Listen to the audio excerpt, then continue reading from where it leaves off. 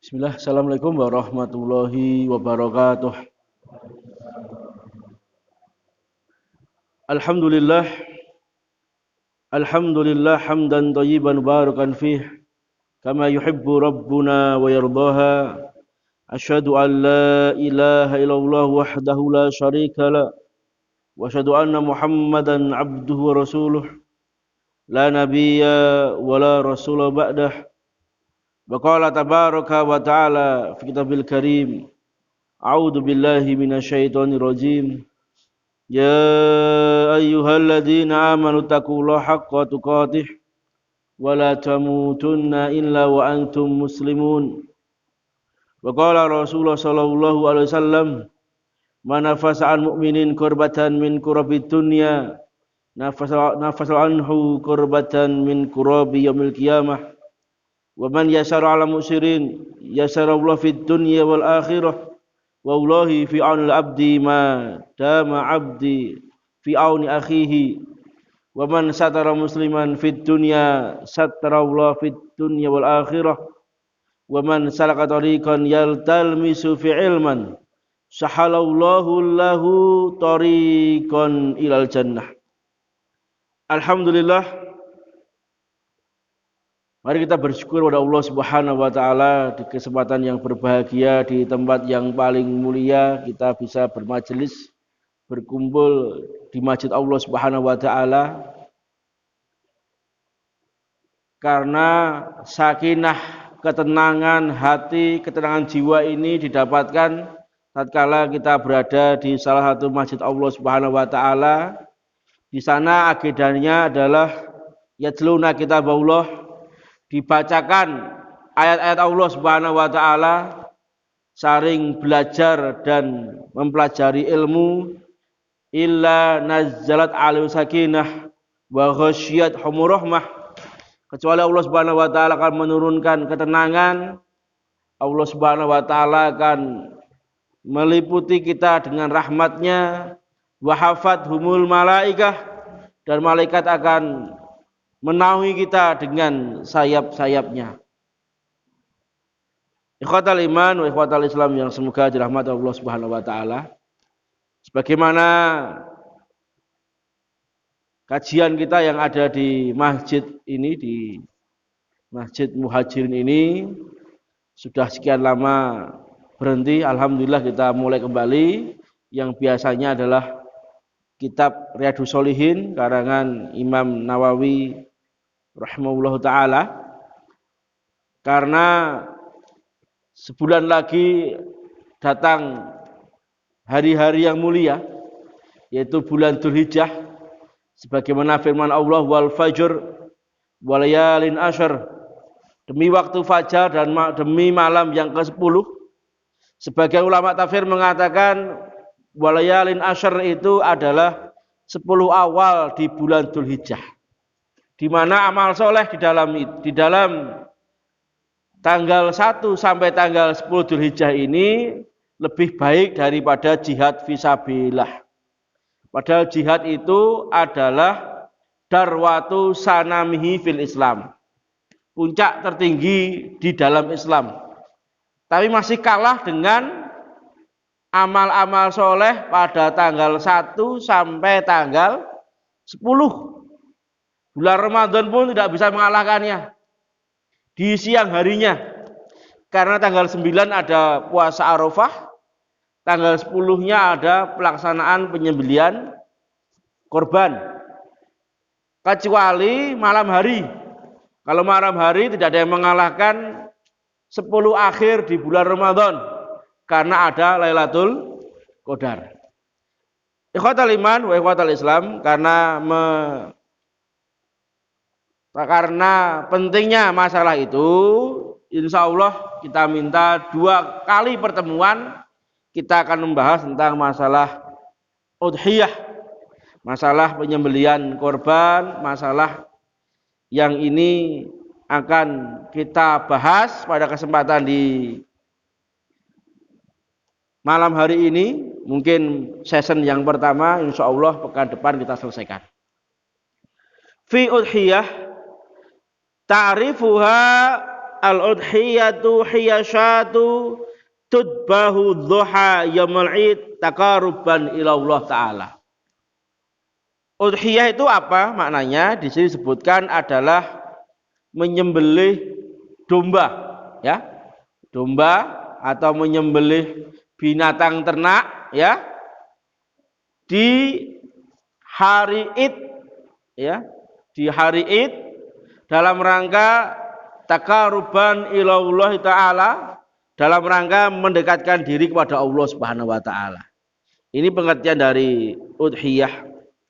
Kata dari udhohi adalah menyembelih binatang ternak di hari Id tanggal 10 Dzulhijjah, dilanjutkan 3 hari, hari tasyrik, dalam rangka apa? Taqarruban ila Allah taala. Dalam rangka mendekatkan diri kepada Allah Subhanahu wa taala. Hukumnya terjadi perselisihan di kalangan ulama. Pendapat yang pertama, hukumnya wajib. Ini pendapat yang dipakai oleh sebagian mazhab Hanafi, termasuk gurunya Imam Malik bin Anas, orang yang sangat cerdas di kalangan orang-orang Ansor di Madinah, yaitu Rabi'ah al-Ra'yi, gurunya Imam Malik, ya. Sampai dijuluki Rabi'atul Ra'yi, ya. Rabi itu artinya apa? Musim semi, ya. Kecerdasan musim semi. Juga termasuk Imam Lais Ibnu Sa'ad juga mengatakan bahwa korban itu hukumnya wajib bagi yang mampu, dengan dalil surat Al-Kautsar ayat yang kedua, fasholli li rabbika wanhar. Sholatlah untuk Rabbmu dan sembelihlah binatang korban. Dan hadis Nabi bersabda, barang siapa yang diberi Allah Subhanahu wa taala kelapangan rezeki walam yudhahi, tetapi dia tidak berkorban, jangan sekali-kali mendekati tempat sholat kami. Ini dalil yang menunjukkan apa? Korban itu hukumnya wajib bagi yang mampu. Ini pendapat yang pertama. Pendapat yang kedua, pendapatnya jumhur ulama. Jumhur ulama mengatakan korban itu hukumnya sunnah muakkadah. Dalilnya apa? Dalilnya adalah Rasulullah SAW pernah tidak melaksanakan penyembelihan korban dengan alasan beliau khawatir menyembelih korban itu menjadi wajib bagi umatnya. Yang kedua, para sahabat pernah melihat Abu Bakar dan Umar tidak melaksanakan penyembelihan korban, maksudnya beliau tidak berkorban waktu itu. Dan dalilnya adalah hadis Nabi, saya bacakan dalilnya.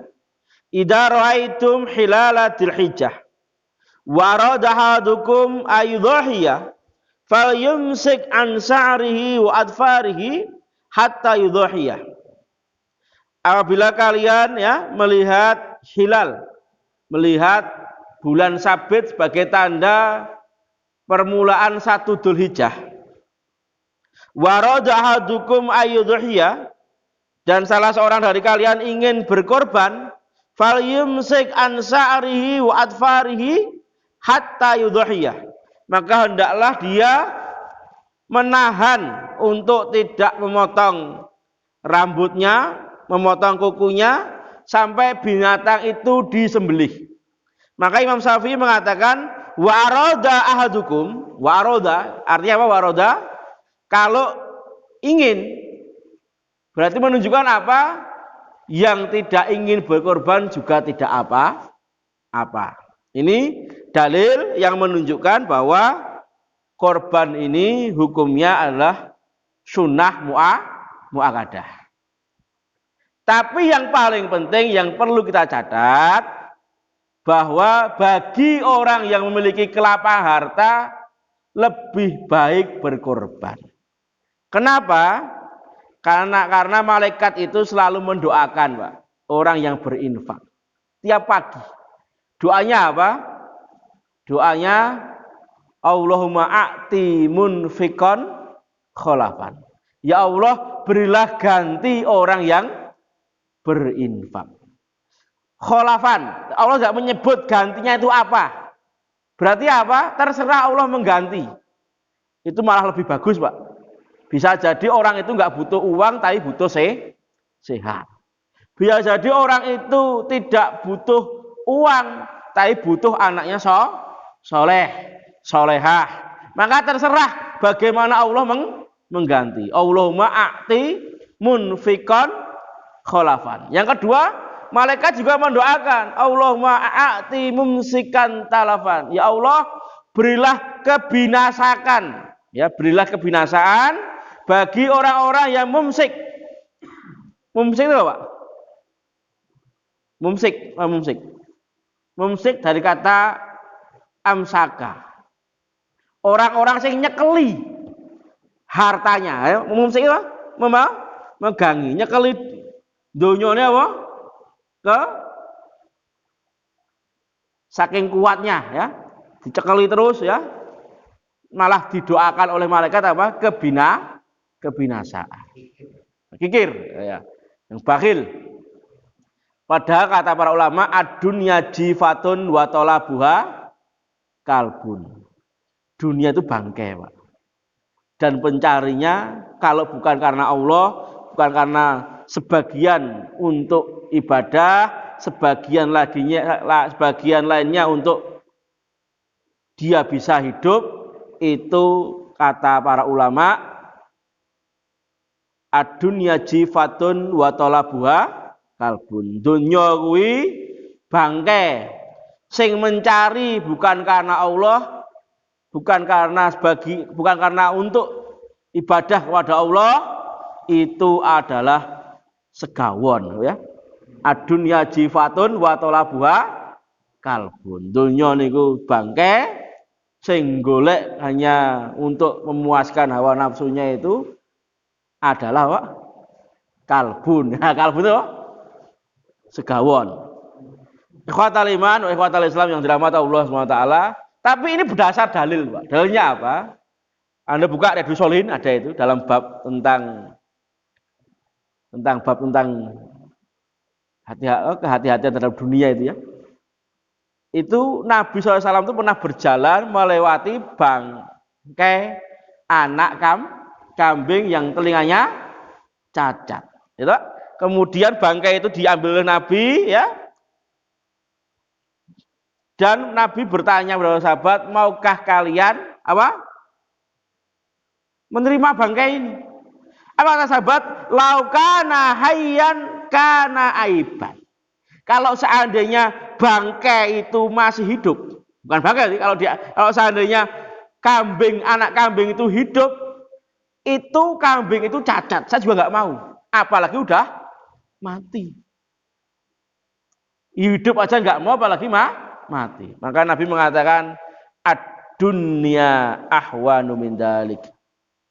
Dan dunia itu lebih hina, lebih remeh daripada bangkai kambing. Jadi Nabi yang mengatakan ad-dunya jifatun. Oh ya, dunia itu bangkai. Maka ulama kemudian mengatakan ad-dunya jifatun wa talabuha kalbun. Catatannya, kalau dunia hanya sebatas untuk memuaskan hawa nafsu. Kalau dunia untuk kendaraannya, untuk wasilah mendapatkan ridha Allah, maka dunia ini tidak terlaknat.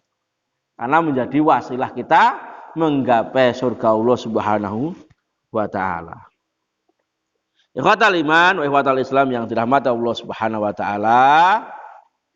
Kita lanjutkan. Hikmatuha fadluha, keutamaannya, yashhadu lima li sunnatil udhiyati minal fadlil azim. Qalu Rasuli SAW, ma amila ibnu Adam yauman nahr amalan ahabbu ila Allah min irqatid dam. Tidak ada amalan anak Adam di hari nahr yang lebih Allah cintai daripada menumpahkan darah binatang kurban. Wa inna latati yaumal qiyamati bikuruniha wa atfa wa atlafiha wa as'ariha wa inna damma yaqa'u minallah azza wa jalla bimakanin qabla yaqa'a alal ardi fatatibu biha nafsan. Masya Allah ya. Tidak ada amalan yang lebih Allah cintai di hari penyembelihan, di hari Idul Adha, kecuali menumpahkan darah binatang ternak. Karena binatang ternak itu nanti akan datang di hari kiamat, Masya Allah, dengan pahala yang besar.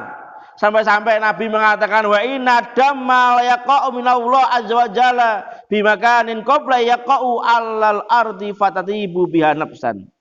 Dan sesungguhnya darah itu telah sampai kepada Allah sebelum darah itu jatuh ke tanah. Walaupun hadis ini terjadi perselisihan di kalangan ulama, ada yang mengatakan sahih, ada yang mengatakan dhaif. Tapi hadis yang semisal tentang pahala, keutamaan menyembelih binatang kurban itu luar biasa. Sampai-sampai Nabi mengatakan bikulli sa'aratin hasanah, di setiap bulu, di setiap helai binatang korban itu pahala. Kita bisa bayangkan satu domba itu berapa ribu helai, itu pahala. Maka yang disepakati ulama, korban itu ada 3. Onta, sapi, dan kambing. Tidak boleh 3 jenis ini. Yang diperselisihkan lembu. Kalau kerbau diperselisihkan, ada yang mengatakan boleh karena kerbau itu satu jenis dengan sapi. Ya. Kalau di Sulawesi Utara ya anoa, ya. Anoa. Tapi kalau kuda, walaupun harganya 1 miliar, nggak boleh. Karena kuda beda dengan unta, beda dengan sapi, ya. Apa mana mentok, nek endel ya ora lah, ya. Apa mana puyuh 10.000, ya. Ikhwatal iman wa ikhwatal Islam yang dirahmati Allah Subhanahu wa taala, ini tentang keutamaannya. Maka rugi bagi orang yang mampu kalau tidak memanfaatkan momentum korban ini dengan berbagai pahala yang luar biasa. Hikmatuha minal hikmati fil udhiyah. Hikmahnya, bagian dari hikmah dalam berkorban itu, yang pertama ataqarrabu ila Allah ta'ala biha. Itqala subhanahu wa ta'ala fasolli li rabbika wanhar. Hikmah pertama adalah mendekatkan diri kepada Allah. Dalam rangka korban itu dalam rangka takarub kita kepada Allah. Karena Allah berfirman, "Qul inna sholati," katakanlah sholatku, "wa nusuki," penyembelihanku, "Qul inna sholati wa nusuki wa mahyaya wa mati lillahi rabbil alamin." Katakanlah sholatku, penyembelihanku, hidupku, matiku hanyalah untuk Allah, Rabb semesta alam. La syarikalah. Tidak ada, ya. Disebut sini wa nusuki itu ad-dabhu taqarruban ilaihi subhanahu wa ta'ala. Nusuk itu maksudnya adalah menyembelih korban di hari Idul Adha dalam rangka mendekatkan diri kepada Allah. Yang kedua, ihya'u sunnati imamil muwahhidin Ibrahim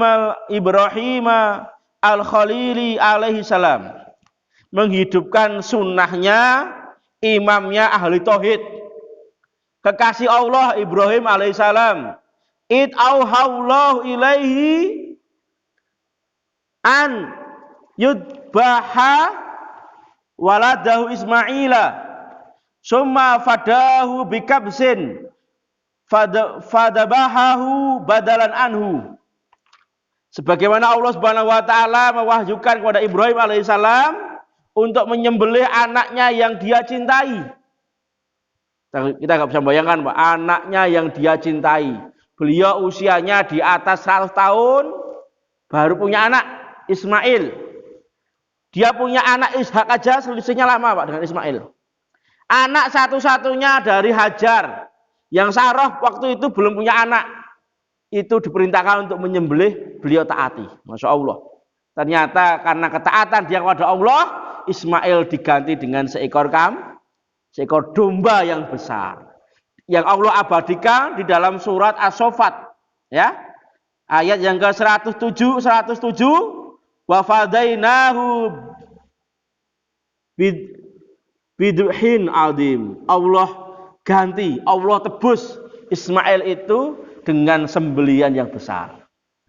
Ini hikmah yang kedua, menghidupkan sunnahnya Nabi Ibrahim. Yang ketiga, atau saatu alal iyali yaumul id wa isaatur rahmati bainal fuqara wal masakin. Yang ketiga, ini bentuk keluasan bagi orang-orang yang memiliki kelapangan harta, ya, untuk saling menebar rahmat, saling mencintai, bukti cinta kita kepada para fuqara wal masakin, ya, bentuk kasih sayang kita. Yang keempat, syukrullahi ta'ala ala ma sakhkhara lana min bahimatil an'am. Yang keempat ini bentuk syukur kita kepada Allah Subhanahu wa taala, karena Allah Subhanahu wa taala telah menciptakan untuk kita binatang ternak. Dalilnya surat Al-Hajj ayat 36 sampai 37. Fakulu minha wa ta'imul qani'a wal mu'tar kadzalika sakhar naha lakum la'allakum tashkurun. Ini ya. Ini surat Al-Hajj ayat 36 sampai 37. Ini ada 4. Walaupun mungkin di kitab lain lebih daripada 4 ini hikmah dari disyariatkannya udhiyah. Selanjutnya ahkamuha, hukum-hukum yang sekitar tentang binatang kurban, ya. Hukum-hukum sekitar binatang kurban. Sinnuha, yang pertama adalah usianya. Karena Nabi mengatakan la tadbahu illa musinah. Janganlah engkau menyembelih binatang kurban kecuali yang musinah. Musinah itu Pak, yang sudah sampai umur. Unta berapa unta Pak? Unta berapa? Unta berapa? Yang boleh dikorbankan berapa umurnya unta? 5 tahun memasuki apa? Memasuki usia yang ke-6. Nah ini ya. Kalau sapi 2 tahun memasuki usia yang ke-3. Maka ini perlu diperhatikan para panitia korban. Jangan tanggung jawab di hadapan Allah Subhanahu wa taala kalau nyali binatang korban, aja mung lemune, ya. Aja mung mungkin bagusnya, tapi dilihat usianya udah masuk tidak. Ini enggak sah, Pak. Sapi harus 2 tahun masuk di usia yang ke-3. Kalau kambing 1 tahun masuk di usia yang kedua. Kecuali domba setengah tahun masuk yang ke-7 bulan. Ini perlu diperhatikan ini, karena kalau kita salah ini bisa menyebabkan korban kita tidak sah. Ini ya, ini usia. Bakule kudu jujur, ya, usia. Ikhwatal iman wa ikhwatal Islam yang dirahmati Allah SWT, salamatuha. Ini la yujzi'u fi udhiyati siwal salimah min kulli naqsin min khalqatiha fala tujzi'ul awra'u walal arja'u walal adha'u wal adba'u. Ya, ini sangat jelas sekali. Nabi bersabda, binatang korban itu harus selamat dari 4 perkara. Arba'un la tajuzu fi udhahi.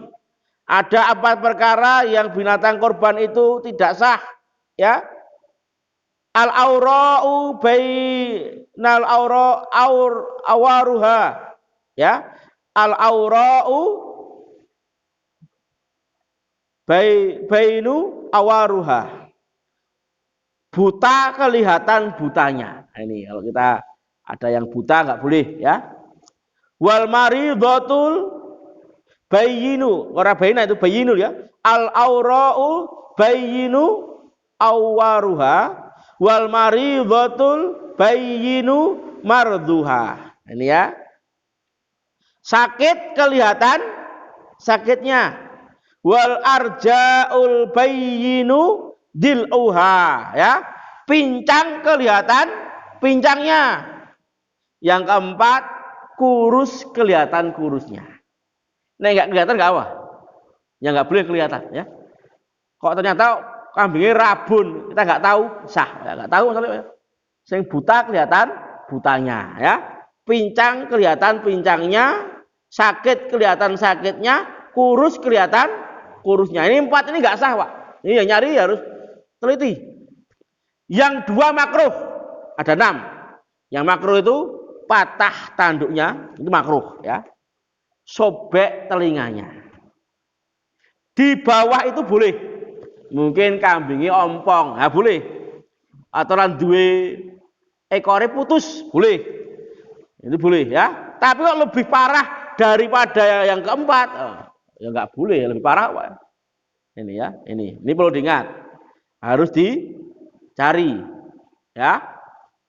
Afdaluha, yang paling afdalul adhiyah makanat kapsan akrona ya, yaitu akorna ya, yaitu domba yang bertanduk ya, yang di sekitar matanya yukhalituhu sawadun haula ainihi wa fi qawaimihi ya.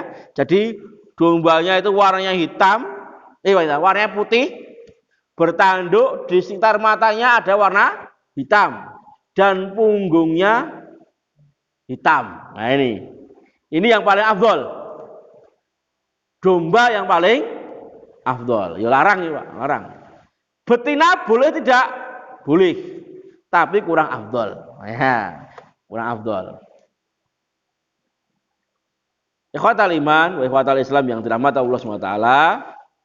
Satu bab yang akan saya bahas sebelum terakhir, nanti terakhir sesi berikutnya, tentang apakah boleh kita berkorban mengatasnamakan orang yang telah meninggal. Mungkin mertua kita sudah meninggal. Boleh atau tidak? Para ulama membagi dalam 3 kategori. Kategori yang pertama,